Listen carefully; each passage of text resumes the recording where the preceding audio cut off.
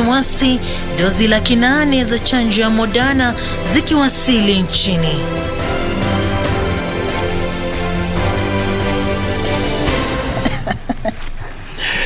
Basi popote ulipoungana nasi, tuandamane sako kwa bako hadi tamati, tukudondolee darubini kamili.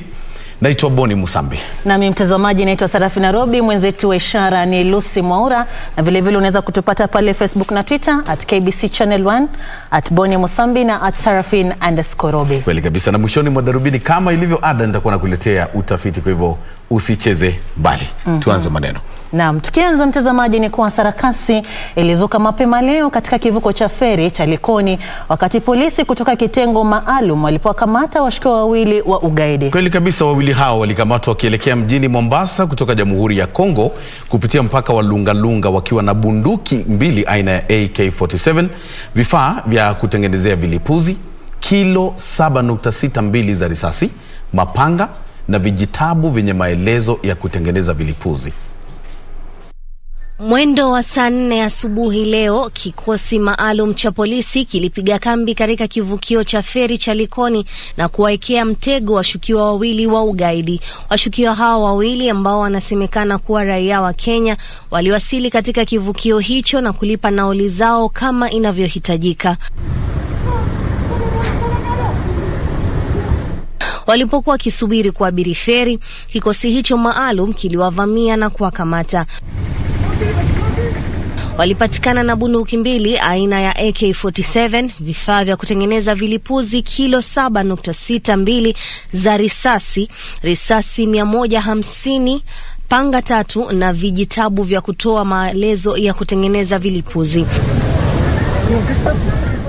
Akithibitisha kukamatwa kwa washukiwa hao, kamishna eneo la Pwani John Lungata alisema kuwasilisha habari za kijasusi kuliwezesha kukamatwa kwa washukiwa hao wawili kutoka Jamhuri ya Kongo waliopita mpaka wa Lungalunga walipokuwa wakielekea jijini Mombasa. Uchunguzi wa kubaini asili yao na lengo lao ungali unaendelea, huku polisi wengi wakishika doria jijini Mombasa. Juni Karisa Mbele nikiripotia Darubini kutoka kaunti ya Mombasa. Serikali imesikitishwa na idadi ndogo ya watu wazima walio na umri wa zaidi ya miaka 58 ambao wamepokea chanjo dhidi ya ugonjwa wa COVID-19. Na mkatibu katika Wizara ya Afya Susan Mochache kadhalika amesema hali hiyo imezua wasiwasi, huku takwimu zikidokeza kwamba idadi kubwa ya vifo vinahusisha watu wenye umri huu. Haya yanajiri huku Kenya ikipokea shehena ya kwanza ya dozi 880,460 za chanjo ya Moderna kupiga jeki vita dhidi ya ugonjwa wa COVID.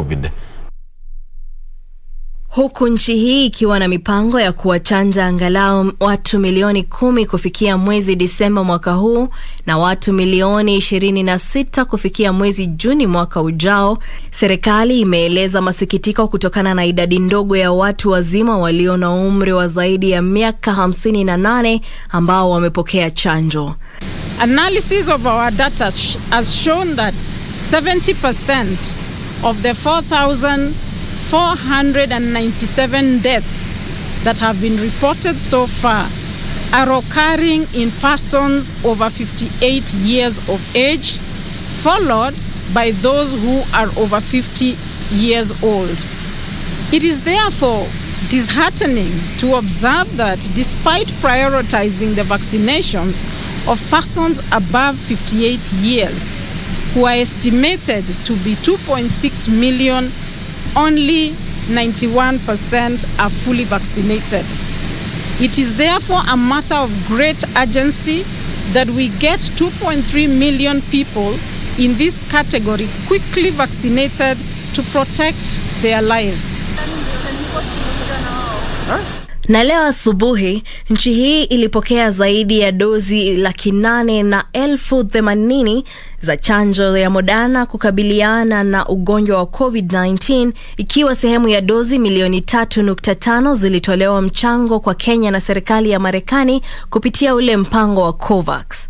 With this donation of 880,460 doses of Moderna from the United States government, Kenya will now have received a total of 3.6 million doses of COVID-19 vaccine. Katibu Susan Mochache alisema Wizara ya Afya inalenga kuwachanja watu 150,000 kwa siku kutoka idadi ya sasa ya watu 40,000. 1.6 million Kenyans have received their first dose and 780,000 Kenyans are now fully vaccinated. We continue to be encouraged by the increasing uptake of the vaccines in the country, because last week alone we attained a daily vaccination rate of 40,000 people per day. And on Friday, we hit a record of 70,000 vaccinations in a single day, placing us on course to achieving our target of administering 150,000 doses daily before the end of September. Huko Kiambu, serikali ya kaunti imezindua shughuli ya kuwachanja watu wengi nao walenga zaidi ya wakazi 50,000 katika muda wa siku 2. In another 2 weeks, hiyo figure itarudi chini, na ndio tumeanza hii mpango ya mass vaccination. So far tume vaccinate karibu 145,000 people katika Kiambu. Kufikia sasa, jumla ya dozi milioni 2,412,209 za chanjo zote zimetolewa kote nchini, zikiwemo dozi la kwanza milioni 1,631,022 na dozi za pili 1,781,187. Jackie Wambiru, Darubini. Na tukisalia kwenye masuala ya COVID, mtazamaji, ni kwa Kenya imenakili visa 619 zaidi vya maambukizi ya COVID-19 kati ya sampuli 4,647 zilizopimwa katika muda wa saa 24 zilizopita. Takwimu hizo mpya zinazoakilisha kiwango cha maambukizi cha 13.3% sasa zinafikisha 229,628 jumla ya visa vya maambukizi humu nchini. Na katika takwimu za hivi punde kutoka kwa Wizara ya Afya, vifo 31 zaidi vimenakiliwa, vyote vikiwa vimeripotiwa kuchelewa kufuatia ukaguzi wa rekodi za vituo vya afya katika miezi ya Julai na Agosti. Hii sasa inafikisha 4,528 jumla ya vifo nchini. Na kimataifa, zaidi ya visa milioni 212 vimenakiliwa, huku vifo vikiwa zaidi ya milioni 4.4. Kweli kabisa. Haya ni kwa mujibu wa takwimu za chuo kikuu cha John Hopkins. Hiyo ni taarifa ya COVID-19 ikitukumbusha lazima pia tuchanjwe na lazima tuvae maski vizuri. Bila shaka. Na lazima tu sanitize. Hata hapa chini kuna moja. Bila shaka mtazamaji, tukiendelea ni kuwa waziri wa teknolojia ya mawasiliano ya habari, ICT na masuala ya vijana Joe Musheru leo alishtumu pendekezo la naibu rais Dr. William Ruto la mfumo wa kiuchumi wa kwanza mashinani, akisema umepitwa na wakati. Akiongea mjini Kiambu alipozindua ripoti ya Baraza la Kitaifa la Makanisa nchini kuhusu vijana, Musheru alidai kwamba mfumo huo unaopendekezwa umewekewa misingi katika dhana za uongo. Akisema kuwa yeye ni mwanafunzi wa masuala ya kiuchumi, waziri wa ICT na masuala ya vijana alisema kuwa juhudi za kuimarisha viwango vya kiuchumi vya vijana haziwezi kutekelezwa kwa kutumia suluhu zilizopitwa na wakati. That some of these far-fetched economic fantasies are anchored on falsehoods, sprinkled liberally with proclamations of sanctity by leaders who should know better. Musheru alitoa wito kwa vijana kujiepusha na viongozi wanaowaahidi suluhu alizozitaja kuwa zimepitwa na wakati kama sehemu ya mfumo mpya wa kiuchumi. Your time is now. Take advantage of your numbers to make the difference in this country.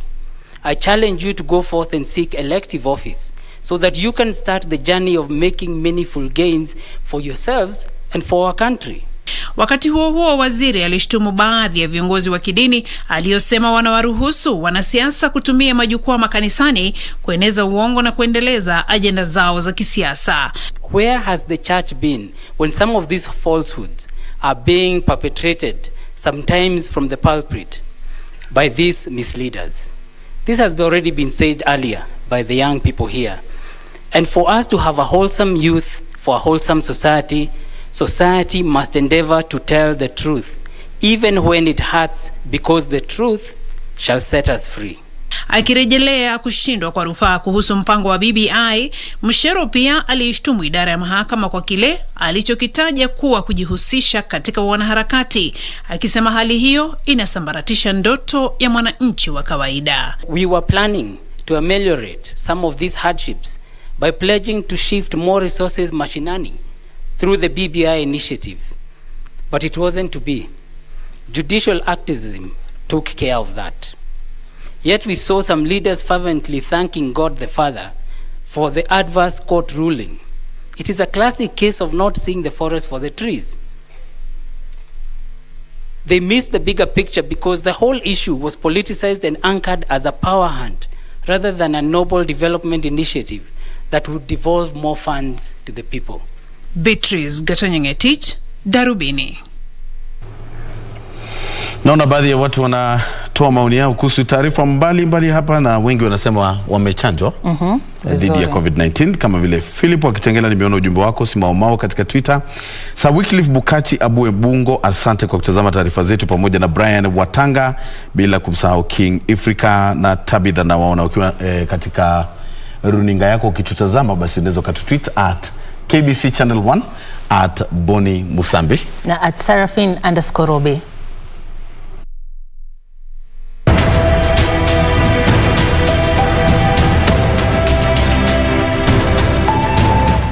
We say that we are very pleased indeed to be back home after nearly 1 month outside. Our journey to Soviet Union and China has been quite successful. I should say that the main purpose of our journey was to discuss and, if possible, to reach some agreement on both economic as well as cultural aid which we could get from this country. And this, I can say that the agreement which we had reached with both the Soviet government and Chinese government is quite good for a start.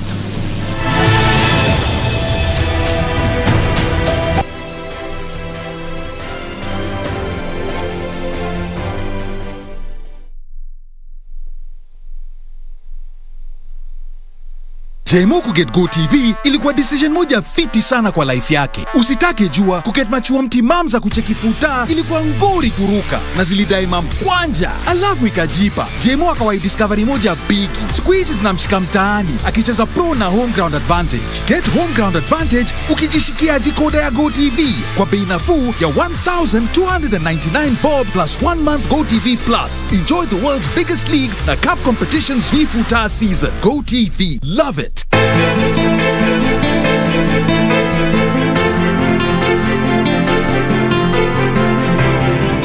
Yani kwani bado unanilaumu bado? Wewe ulikuwa atakaje nikupe hongera? What? Yani Kate wewe ndo sababu kwa nini bado iko asylum? Nilidhani watoto unawapenda Kate. Kwa ufupi tuseme wale watu wananitesa wakiwa pale. Dingo. Wapi? Mwanangu Dingo. Watoto wetu sio? Umewasahau ama wajitia mnazo? Hapana. Tunaenda wapi? Supposed to be a surprise. Where you tell you should to talk. I'm excited. Oh really? Why are you getting worked up? Mbona nikikuuliza kuhusu Kate wao badilika? Maana sipendi kuuliza maswali about my clients. I don't like it. I don't like it. Your tone, babe. Umekasirishwa na nini aso?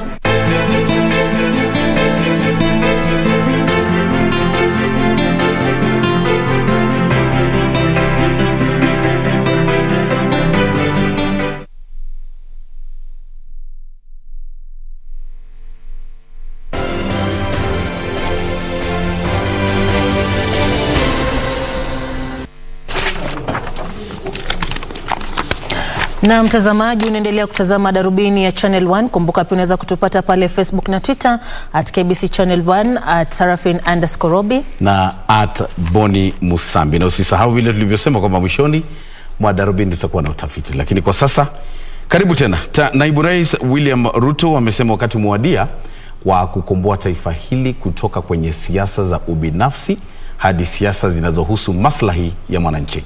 Na akizungumza leo baada ya kukutana na jumuiya ya kiuchumi eneo la magharibi mwa Kenya mjini Naivasha, naibu rais alisema kwamba ataendelea kutetea na kupigia debe mfumo wa kiuchumi wa kuwapa uwezo watu wa tabaka la chini ambao unalenga kubuni nafasi za kazi. Alisema mfumo huu utakuwa wa manufaa makubwa kinyume cha mfumo wa sasa wa kiuchumi. Naibu Rais William Ruto alikutana na viongozi kutoka eneo la magharibi ya nchi huko Naivasha, ambapo mfumo wa kiuchumi wa kuwapa uwezo watu wa tabaka la chini ulishamiri. I am persuaded that the country is ready for this new conversation. Every part of Kenya, every citizen in our republic wants to know how their ideas, how their suggestions can become part of the nation's way forward.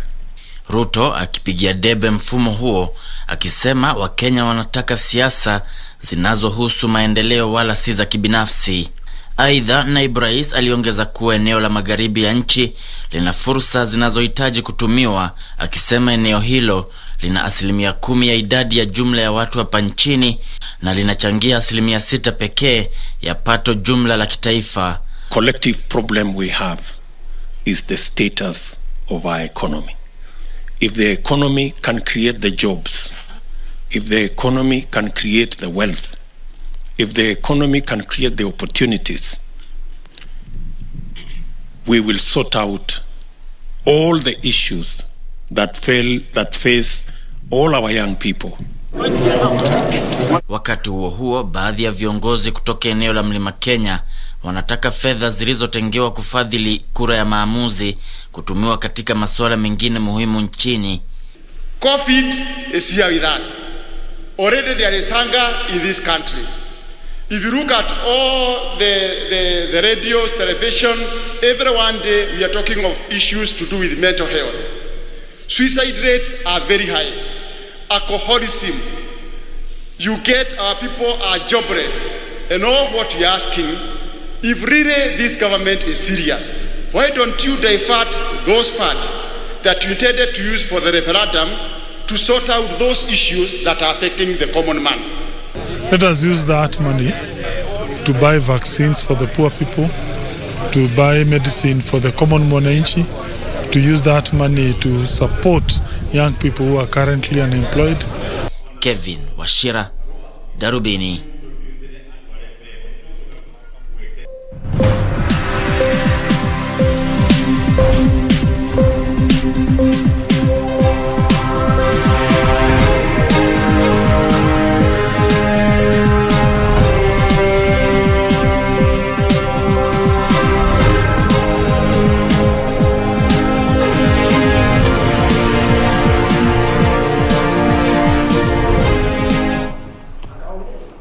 Na mtazamaji, na kwenye safu ya biashara ni kwa kuchelewa na kufutiliwa mbali kwa safari za meli za kubeba mizigo kumeathiri uwezo wa nchi hii wa kuagiza au kuuza bidhaa na hivyo kusababisha ongezeko la bei ya bidhaa na gharama za usafirishaji. Waziri wa biashara Betty Maina amesema serikali inaratibu mbinu za kusawazisha usambazaji bidhaa zinazotengenezwa humo nchini ili kuafiki mahitaji ya malighafi na bidhaa zinazotumika. Taarifa kamili ni kwenye mseto wa biashara.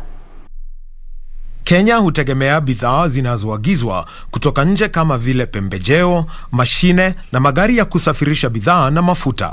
Hata hivyo, katika miezi michache iliyopita, waagizaji bidhaa hizo wamekabiliwa na uhaba wa meli za kusafirisha bidhaa hadi bandarini Mombasa. Tatizo hili limetokana na janga la COVID-19 ambalo limesababisha ongezeko la gharama ya bidhaa na ada za usafirishaji hadi 25%. That does is that it just means that we need to focus a lot more on building up our local domestic supply so that we are not as vulnerable to these logistical challenges. I'm glad that last year, in response to COVID, we have started to build up our local supply, and we would continue to work on that. But yes, the container shortage is problematic for everyone who does global trade. Wakati huo huo, bandari ya Lamu inaelekea kuwa kitovu cha usafirishaji makasha hadi Zanzibar na eneo la Mashariki ya Mbali. Kufikia sasa, bandari hiyo inapokea meli 5 zilizokuwa zikipeleka shehena katika maeneo haya mawili. Waziri wa Fedha Ukur Yatani amesema serikali inanuia kupeleka makundi mawili ya maafisa nchini Ethiopia na Sudan Kusini kutangaza bandari ya Lamu. Bandari hiyo ilizinduliwa mwezi Juni mwaka huu baada ya ujenzi uliodumu zaidi ya mwongo mmoja. We are now set to go beyond what we've been engaging, and the next few weeks we'll be sending delegations to the original intended to meet the original intended objective of penetrating southern Ethiopia and South Sudan. Hatimaye, serikali ya kaunti ya Kisumu imetaja sekta za ustawishaji rasilimali za baharini, utalii na kilimo cha kisasa kuwa vitega uchumi muhimu katika kaunti hiyo, ikisubiri kuandaa mkutano wa siku 3 kuhusu uwekezaji mwezi Oktoba.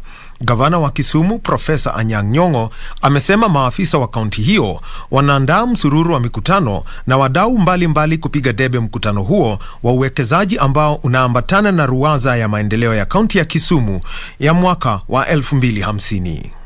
We want to have, under the docket of roads, public works and transport, and housing and urban development, we want to have a promenade along Lake Victoria, because the lake is there, but people can't access it. People can't come and relax and just enjoy the beauty of that lake. So that's one component of the blue economy. In terms of agriculture, livestock and fisheries, aquaculture is a big thing that we want to push. In terms of sports, we want to introduce water sports.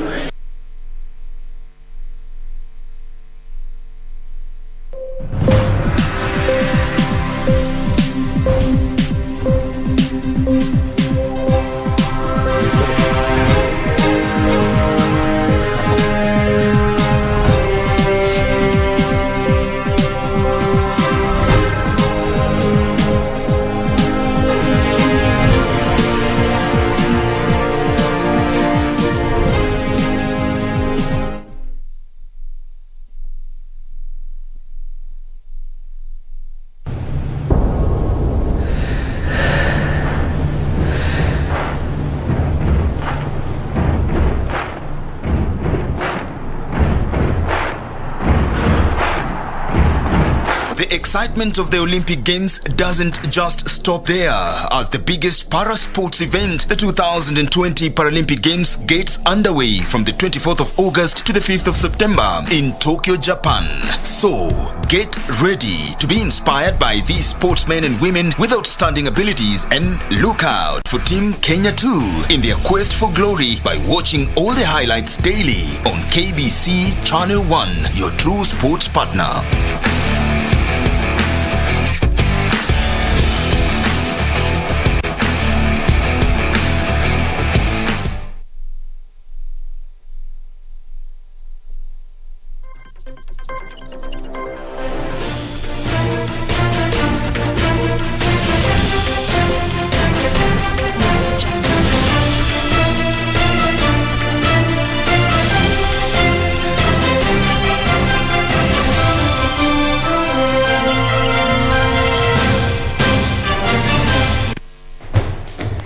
Mwanaspoti, natumai umekuwa na siku ya kufana viwanjani. Karibu tuandamane hadi tamati. Kama kawaida, wengi wanaita Karanja David ama ukipenda KD. Rekodi 4 za dunia ziliandikishwa katika mashindano ya riadha ya chipukizi wasiozidi umri wa miaka 20 yaliyotamatika jana, na vile rekodi 15 za mashindano na 60 za kitaifa. Emmanuel Wanyonyi aliyekuwa miongoni mwa wanariadha 8 kushinda Kenya nishani ya dhahabu aliandikisha rekodi ya mashindano hayo ya mita 800 baada ya kushinda katika muda wa dakika 1 sekunde 43.7. Baadhi ya walioshiriki mashindano ya mwaka huu wanatarajiwa kushiriki makala ya mwaka ujao jijini Cali nchini Colombia. Kenya ilitetea taji yake ya riadha kwa chipukizi wasiozidi umri wa miaka 20 huku ikishinda nishani 16, dhahabu 8, 1 ya fedha na 7 za shaba. Emmanuel Wanyonyi aliandikisha moja kati ya rekodi 15 za mashindano hayo baada ya kushinda mbio za mita 800 katika muda wa dakika 1 sekunde 43.76. Nashukuru tu Nashukuru tu Kenya kwa kuandaa mashindano hapa hivi. Boss, hii mara yangu ya kwanza kuingia Kenya team na nimewini medal gold, nimefurahi sana. Napanga kwenda kutrain tu vizuri, nikuje nikimbie 141-140. Sasha Zoya wa Ufaransa aliandikisha rekodi ya dunia katika mbio za mita 110 za kuruka viunzi, ambapo aliandikisha muda wa sekunde 12.72 kwenye fainali, huku akiwa ameandikisha muda wa sekunde 12.93 kwenye nusu fainali. Baada ya kushinda nishani ya dhahabu kwenye mbio za mita 100 upande wa kinadada, Tina Clayton aliungana na wenzake wa Jamaica na kuandikisha rekodi ya dunia kwenye mbio za mita 100 za wanariadha wanne za kupokezana kijiti, huku akiibuka washindi katika muda wa sekunde 42.94. All thing I have to do, I came out here and do my best. So my teammates helped me on to win the race. So we came out here to do our best and to get the goal for Jamaica. It feels really great to know that we always compete together and to come out here running with a team that we expect to get the goal, and we did it and we came out here and we do our best to get the goal and a new record. Aidha, timu ya Afrika Kusini ya wanaume pia iliandikisha rekodi ya dunia katika mbio hizo, huku ikimaliza katika muda wa sekunde 38.51.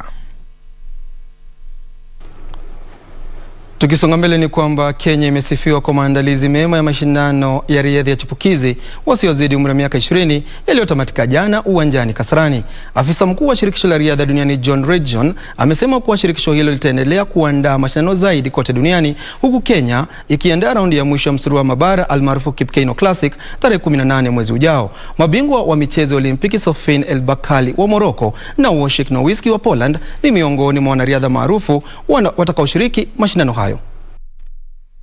Yes, there are enormous challenges involved with these championships. At the forefront of those challenges are obviously COVID protocols, but also the fact they've come right on the back of the Olympics as well makes the timings hard. But I've got to say, it wouldn't have been possible without immense support from President Tui, from Athletics Kenya, from the LOC, from the government. And I'm not saying that because I'm sitting next to President Tui. Immediately after this, we draw up a program of preparations and how to select the team, and they eventually do the trial, and then we take the team to Cali. I believe we are going to get a very strong team. Mnyanyuaji uzito wa Kenya Hellen Wawira atakuwa mwanariadha wa kwanza humu nchini kushiriki katika michezo ya Olimpiki ya walemavu itakayoanza Agosti 24 hadi Septemba 5 jijini Tokyo nchini Japan. Sherehe za ufunguzi za michezo hiyo zitakazofanyika kesho zitaonyeshwa mbashara katika runinga ya KBC Channel 1. Mnyanyuaji uzani Hellen Wawira atashiriki katika kitengo cha uzani wa kilogramu 51. Mnyanyuaji uzani Hellen Wawira atashiriki katika kitengo cha uzani wa kilogramu 41 siku ya Alhamisi. Wawira ambaye alipata fursa kushiriki michezo hiyo kupitia kwa mwaliko, ana matumaini ya kufanya vema katika michezo hiyo. Baada ya Wawira, Mkenya wa pili mashindanoni atakuwa ni mpiga makasia Asia Sururu Mohamed atakayeshiriki katika kitengo cha PR1 single sculls Ijumaa hii. Kenya itawashirikisha jumla na riadha 34 watakaoshiriki katika fani tatu: riadha, upigaji makasia na unyanyuaji uzani. Itakuwa ni mara 12 kwa Kenya kushiriki michezo hiyo Olimpiki ya walemavu baada ya kufanya hivyo mara ya kwanza mwaka 1972. Kenya ilijizolea jumla nishani 6 kwenye michezo Olimpiki ya walemavu iliyoandaliwa mwaka 2016 jijini Rio, Brazil.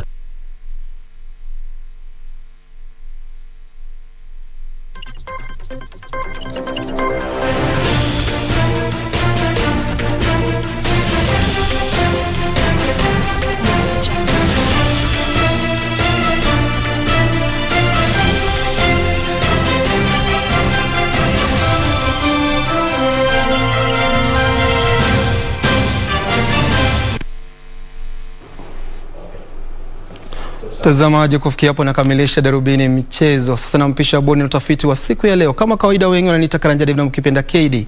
Bye bye.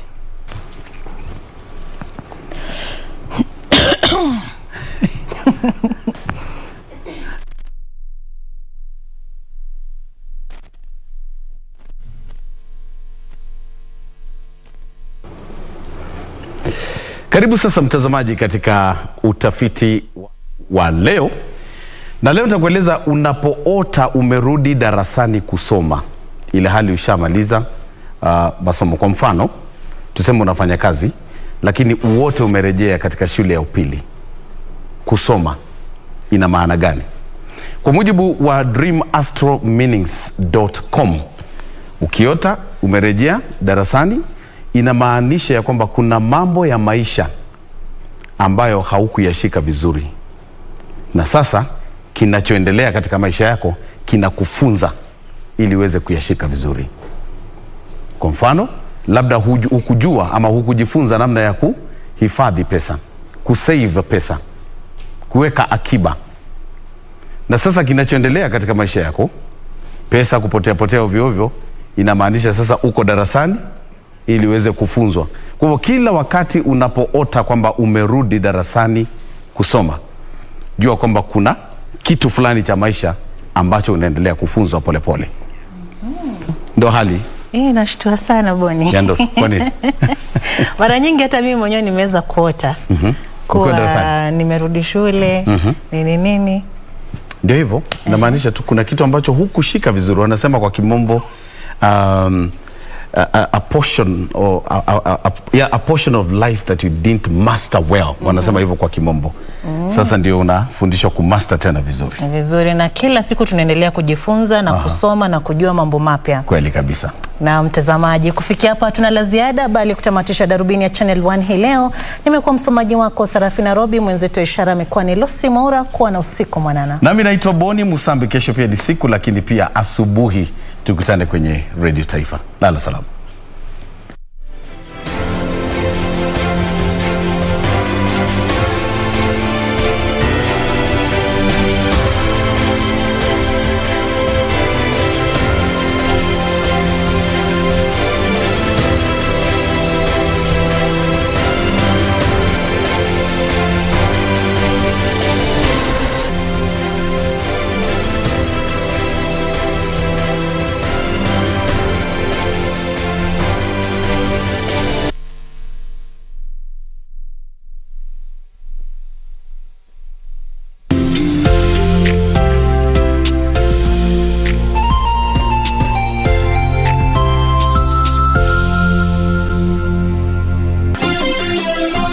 Vera Beauty College.